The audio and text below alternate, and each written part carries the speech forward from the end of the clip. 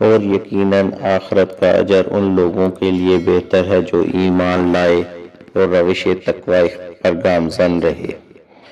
اور قحط کے زمانہ میں یوسف علیہ السلام کے بھائی غلہ لینے کے لیے مصر آئے تو ان کے پاس حاضر ہوئے، بس یوسف علیہ السلام نے انہیں پہچان لیا اور وہ انہیں نہ پہچان سکے۔ اور جب یوسف علیہ السلام نے ان کا سامان زاد و متاع انہیں مہیا کر دیا تو فرمایا، اپنے پدری بھائی بنیامین کو میرے پاس لے آؤ، کیا تم نہیں دیکھتے کہ میں کس قدر تمہارا پورا ناپتا ہوں اور میں بہترین مہمان نواز بھی ہوں؟ بس اگر تم اسے میرے پاس نہ لائے تو آئندہ تمہارے لیے میرے پاس غلہ کا کوئی پیمانہ نہ ہوگا اور نہ ہی تم میرے قریب آ سکو گے۔ وہ بولے، ہم اس کے بھیجنے سے متعلق اس کے باپ سے ضرور تقاضا کریں گے اور ہم یقیناً ایسا کریں گے۔ اور یوسف علیہ السلام نے اپنے غلاموں سے فرمایا، ان کی رقم جو انہوں نے غلہ کے عوض ادا کی تھی واپس ان کی بوریوں میں رکھ دو، تاکہ جب وہ اپنے گھر والوں کی طرف لوٹیں تو اسے پہچان لیں کہ یہ رقم تو واپس آ گئی ہے، شاید وہ اسی سبب سے لوٹ کر آ جائیں۔ سو جب وہ اپنے والد کی طرف لوٹے تو کہنے لگے، اے ہمارے باپ، آئندہ کے لیے ہم پر غلہ بند کر دیا گیا ہے،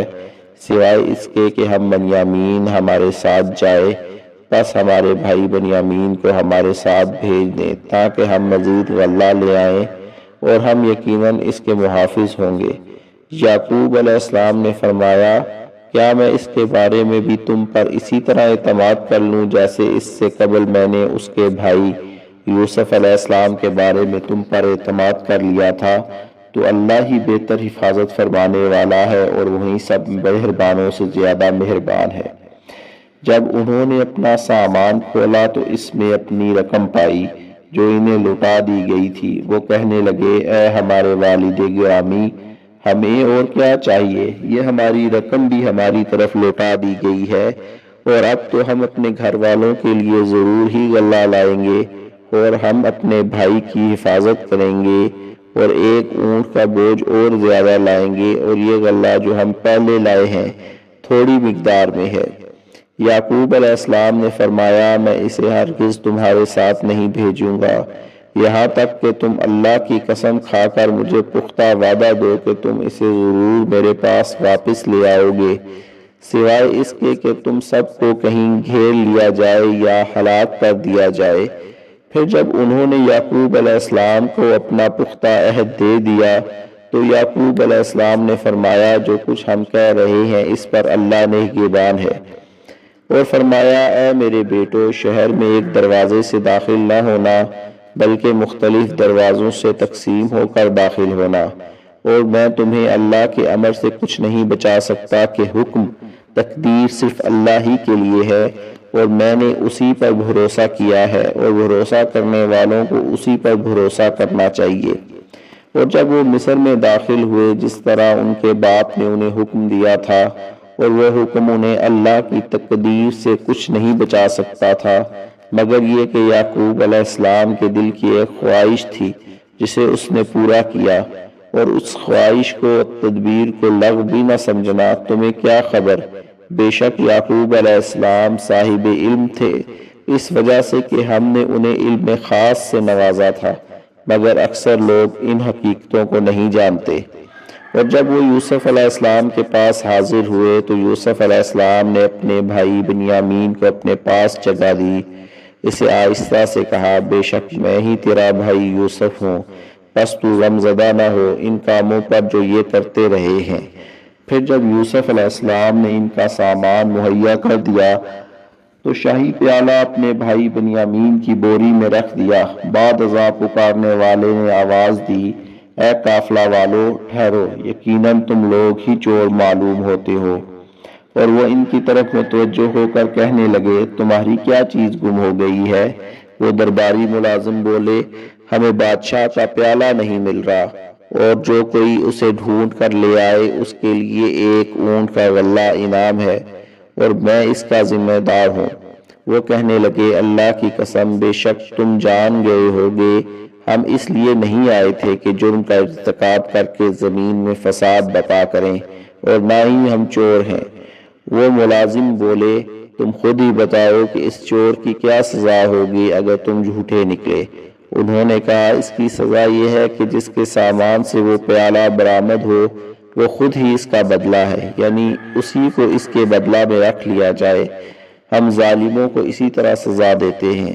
پس یوسف علیہ السلام نے اپنے بھائی کی بوری سے پہلے ان کی بوریوں کی تلاشی شروع کی، پھر بالآخر اس پیالے کو اپنے سگے بھائی بنیامین کی بوری سے نکال لیا۔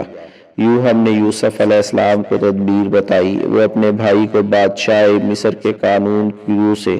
اسیر بنا کر نہیں رکھ سکتے تھے، مگر یہ کہ جیسے اللہ چاہے۔ ہم جس کے چاہتے ہیں درجات بلند کر دیتے ہیں، اور ہر صاحب علم سے اوپر بھی ایک علم والا ہوتا ہے۔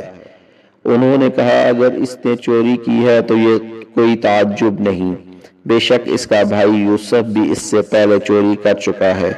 سو یوسف علیہ السلام نے یہ بات اپنے دل میں چھپائی رکھی اور اسے ان پر ظاہر نہ کیا، دل میں ہی کہا تمہارا حال نہایت برا ہے اور اللہ خوب جانتا ہے جو کچھ تم بیان کر رہے ہو۔ وہ بولے اے عزیز مصر، اس کے والد بہت معمر بزرگ ہیں، آپ اس کی جگہ ہم میں سے کسی کو پکڑ لیں، بے شک ہم آپ کو احسان کرنے والوں میں پاتے ہیں۔ یوسف علیہ السلام نے کہا اللہ کی پناہ، ہم نے جس کے پاس اپنا سامان پایا اس کے سوا کسی اور کو پکڑ لیں تب تو ہم ظالموں میں سے ہو جائیں گے۔ پھر جب وہ یوسف علیہ السلام سے مایوس ہو گئے تو علادگی میں باہم سرگوشی کرنے لگے کہ ان کے بڑے بھائی نے کہا کیا تم نہیں جانتے کہ تمہارے باپ نے تم سے اللہ کی قسم اٹھوا کر پختہ وعدہ لیا تھا، اور اس سے پہلے تم یوسف علیہ السلام کے حق میں بھی جو زیادتیاں کر چکے ہو تمہیں وہ بھی معلوم ہے۔ سو میں اس سرزمین سے ہرگز نہیں جاؤں گا جب تک مجھے میرے باپ اجازت نہ دے دے یا میرے لیے اللہ کوئی فیصلہ فرما دے، وہ سب سے بہتر فیصلہ فرمانے والا ہے۔ تم اپنے باپ کی طرف لوٹ جاؤ، پھر جا کر کہو اے ہمارے باپ، بے شک آپ کے بیٹے نے چوری کی ہے، اس لیے وہ گرفتار کر لیا گیا، اور ہم نے فقط اسی بات کی گواہی دی تھی جس کا ہمیں علم تھا، اور ہم غیب کے نگہباں نہ تھے۔ اور اگر آپ کو اعتبار نہ آئے تو اس بستی والوں سے پوچھ لیں جس میں ہم تھے، اور اس قافلہ والوں سے معلوم کر لیں جس سے ہم آئے ہیں، اور بے شک ہم اپنے قول میں یقیناً سچے ہیں۔ یعقوب علیہ السلام نے فرمایا ایسا نہیں، بلکہ تمہارے نفسوں نے یہ بات تمہارے لیے مرغوب بنا دی ہے۔ خبر ہی اچھا ہے، قریب ہے کہ اللہ ان سب کو میرے پاس لے آئے، بے شک وہ بڑا علم والا، بڑی حکمت والا ہے۔ اور یعقوب علیہ السلام نے ان سے منہ پھیر لیا اور کہا ہائے افسوس یوسف علیہ السلام کی جدائی پر، اور ان کی آنکھیں غم سے سفید ہو گئیں، سو وہ غم کو ضبط کیے ہوئے تھے۔ وہ بولے اللہ کی قسم آپ ہمیشہ یوسف علیہ السلام ہی کو یاد کرتے رہیں گے یہاں تک کہ آپ قریب مرگ ہو جائیں گے یا آپ وفات پا جائیں گے۔